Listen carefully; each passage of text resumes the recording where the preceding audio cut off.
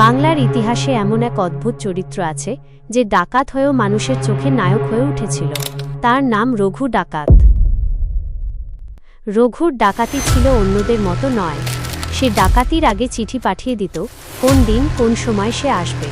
লোকেরা বিশ্বাস করতে পারত না এমন সততা একজন ডাকাতের মধ্যে থাকে কিভাবে। তবে সবচেয়ে আশ্চর্যের বিষয়, রঘু কখনো কাউকে আঘাত করত না। সে বলতো মানুষ নয়, অন্যায় আমার শত্রু।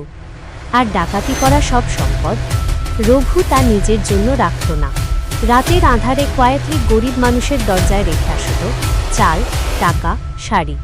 অনেকে তো জানতই না সাহায্যটা কার কাছ থেকে এসেছে।